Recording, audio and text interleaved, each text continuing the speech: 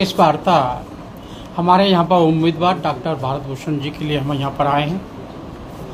कार्यकर्ताओं के साथ में बैठना हुआ है। कार्यकर्ताओं बहुत मनोबल बढ़ा हुआ है।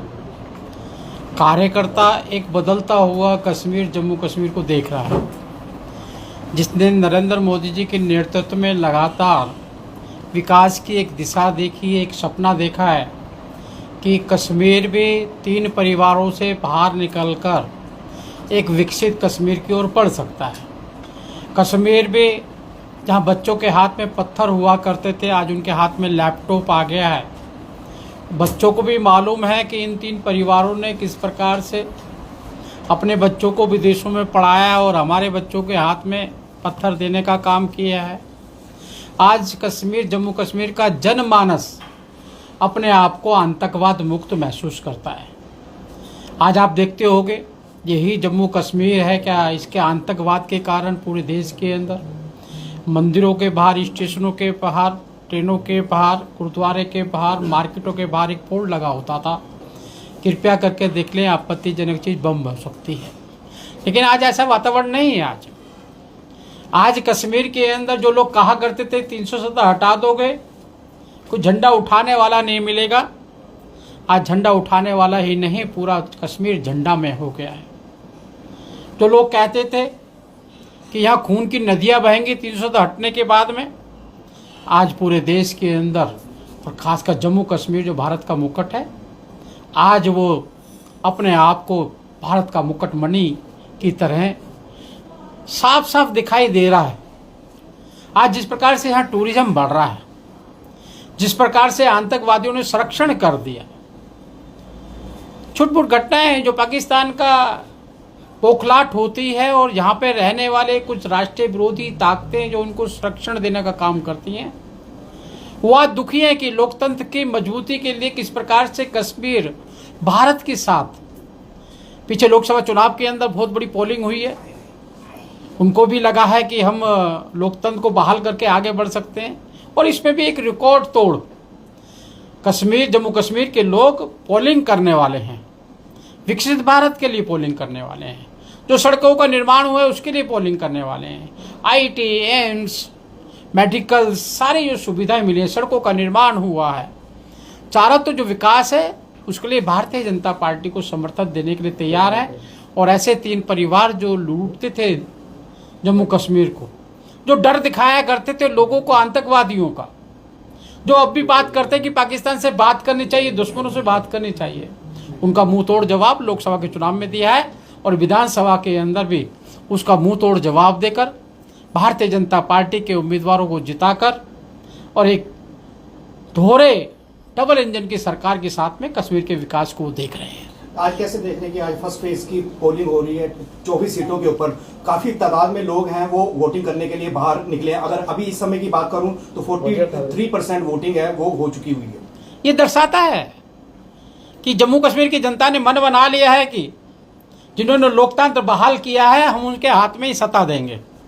नहीं तो यहाँ पे 18%, 8%, 9% पोलिंग होती, वो भी जबरदस्ती कौन करता था, क्या करता था मालूम नहीं पड़ता। लेकिन आज जनमानस बाहर निकल के आके पोलिंग कर रहा है और मुझे लगता है इससे भारतीय जनता पार्टी मोदी जी के नेतृत्व में जो हम कश्मीर को विकास की ओर लेके आए हैं, ये उसी का परिणाम है। इंजीनियर राशिद को किस तरह से देखते हैं कि पहले वही इंजीनियर राशिद देश के खिलाफ बोलता था, बाद में भारतीय जनता पार्टी के साथ जो है वो मिलने लगता है, तो फिर किस तरह से देखते हैं इंजीनियर राशिद की अगर बात? देखिए, चुनावी दृष्टिकोण से चुनावों के अंदर जाना, बाहर जाना, सभी चीज़ें चलती हैं, लेकिन भारतीय जनता पार्टी राष्ट्रवाद के साथ कोई भी कॉम्प्रोमाइज़ करने वाली नहीं है। पहले भारत है, पहले कश्मीर है, पहले जम्मू है, उसके बाद में कुछ आगे विचार को किया जाता है, वरना तो हम किसी भी प्रकार से इस भारत मुकुट को किसी भी प्रकार की छाया, आतंकवादी छाया नहीं पड़ने देंगे।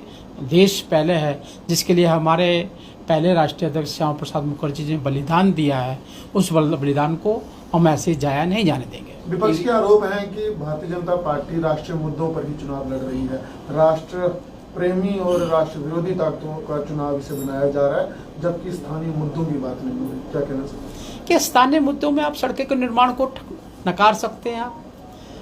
क्या आप आज टूरिज्म बढ़ा है उसको नकार सकते हैं? क्या आतंकवाद मुक्त किया गया इसको नकार सकते हैं? क्या आप? हम उन लोकल मुद्दों पे ही चुनाव लड़ रहे हैं।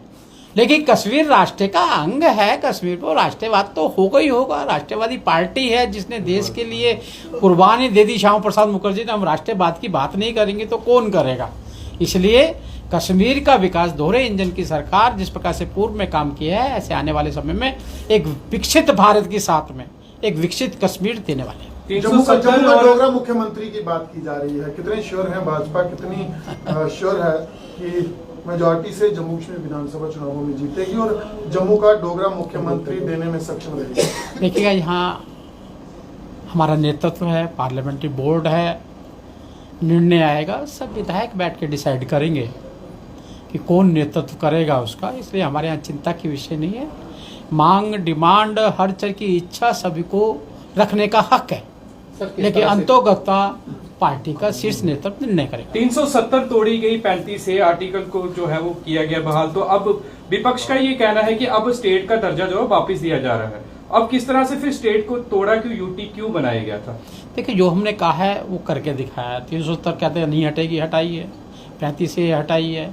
और हमने कहा है, वादा किया है इसका, और वादा समय अनुकूल होगा उसको भी पूरा करेंगे।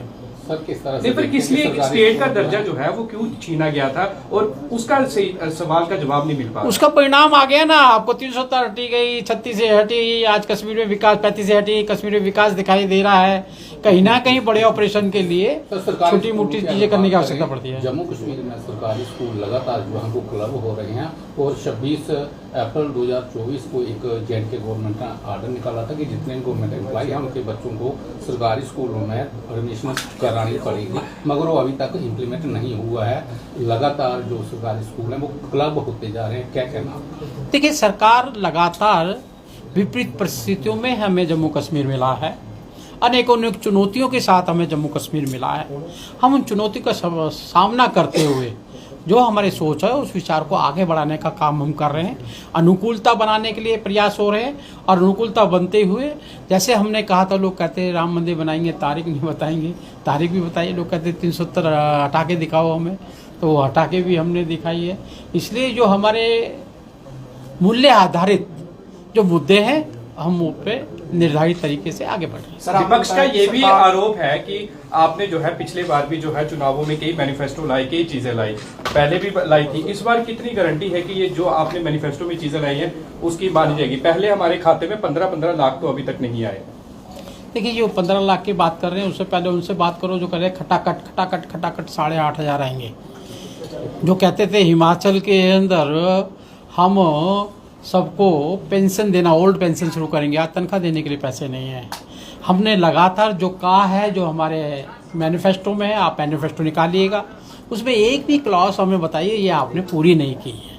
आप बताएंगे तो मैं आपका स्वागत करूंगा और आपका धन्यवाद भी करूंगा। जो हमने मैनिफेस्टो में क्या है, एक यही पार्टी है, मोदी है तो मुमकिन है। मैनिफेस्टो में 5 लाख नौकरियों की बात भी की गई है। इस बार जम्मू कश्मीर में 2 करोड़ नौकरियों का वादा भी 2014 में किया गया था, क्या ये भी जुमला होगा? बिल्कुल कोई जुमला नहीं है। चारों तरफ का एवरेज निकालो तो उससे ज़्यादा नौकरियां हमने दी हैं। सड़कों का निर्माण कोई ऐसे नहीं बन गया ऊपर से भगवान ने आके बना दिया है, लोगों ने बनाया है।